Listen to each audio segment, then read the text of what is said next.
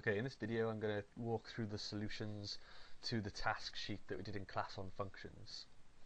So if you're still a little bit unsure about what functions are and how to create them, how to call them, go back to the previous video where I talk through how to create them, and then come back and have another go at the questions. Okay, so number one, create a function that takes two numbers and returns the result of multiplying them together. So I'm going to go over to Python. I'm going to define a function using def, and I'm going to give it my function name. I'm going to call this multiply.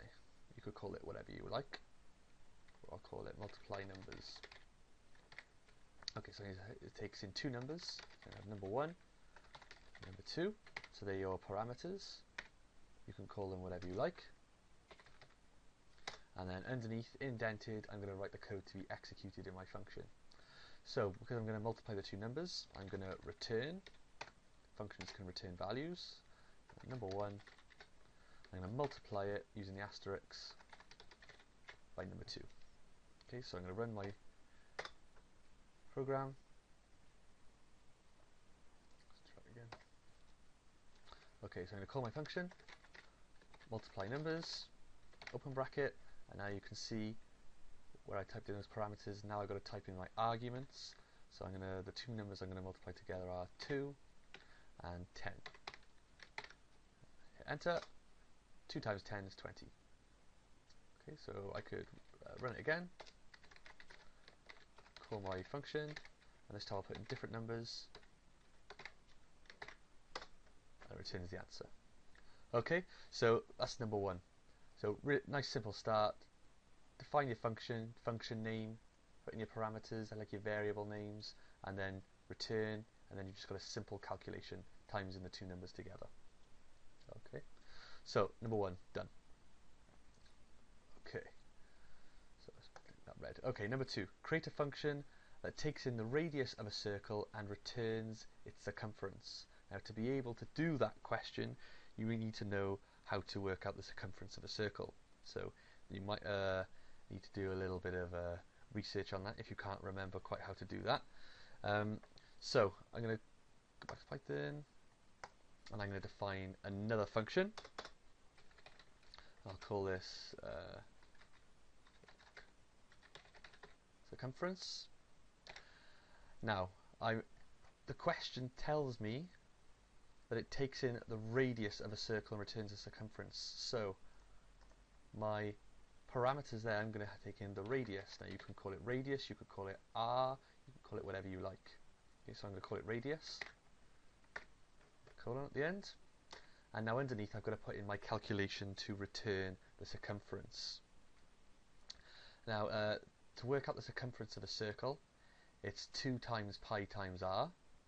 So I'm going to type in 2, so return 2 times, now pi is 3.142, but instead of doing that, what I'm actually going to do is I'm going to import pi from the math library. Okay, so that enables me to actually use pi instead of having to write out the number. Okay, so 2 times pi times radius. I run my code, call it my function, give it the radius, 10, hit enter, and it will return the circumference. Okay, so I'll run it again for you, put in 12, and it will return the circumference if the radius is 12. Okay, okay, number two, done. Cross that one off. Okay, question number three. Create a function that takes in one name and prints it out 3 times. There's a couple of ways you could do this, so we're going to go through one of the ways now. So I'm going to create a new function, and I'll call it names. Now it's going to take in, I believe it was one name, and it's going to print it out 3 times. So in my parameters, I'm just going to have one name. Now my code to be executed. So I'm going to return, and I'm going to have name. Now, because I want to return it 3 times, I could just do times by 3. If I run it, we'll do names, and I'll put in Bob, and it will return Bob 3 times. Only issue with this one is we haven't got any spaces in it. Okay, so there are a couple of ways you could add spaces to it. What I'm going to do here is I'm actually going to add, and I'm going to put in a space using string. So I've got my name there, adding on a space to the end, and I'm timesing it by 3. Now I'm going to want to put brackets around that. Okay, so I'm going to run it again. I'll call it names. I'll put in the same name again, Bob, and it returns Bob 3 times. Okay, so nice and simple. So it's just return the name and a space on the end, and we're going to do that. We're going to do that bit 3 times. Okay, so next question. Question 4, create a function that takes in 3 names and adds them to a list and then prints it out. The function should be called within the code. Okay, so let's go to Python, create a new name. I'm going to call it def, I'll call it name, I'll call it 3 names. Open bracket. Okay, now this one takes in 3 names, so I'm going to have name 1, name 2, name 3. Okay, so now I'm going to create my list, an empty list to store all the names in. So you can call your list whatever you like, just make sure you don't call it list. You can see when I called it list, it's actually changed colour. So list is one of the reserved words in Python, so you don't want to call it list, so call it something else, like my list or whatever you like.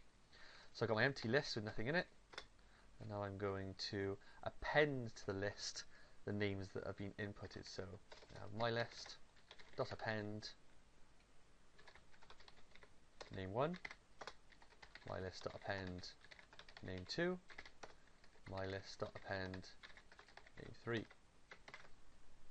And then to finish off, I need to return my list.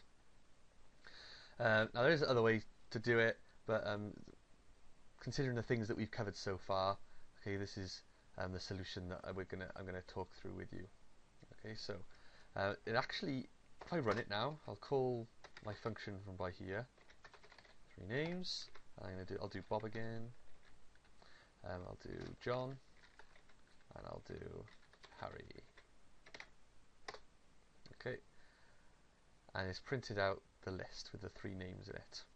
Okay, now it actually says in the question the function should be called within the code.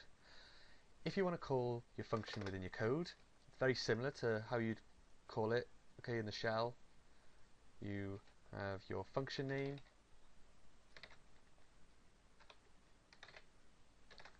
and then you can put in your names by here, Bob, Harry, and John. And now when I run this program, it's first thing it's going to do is it's going to run that function. Okay, so if I run it,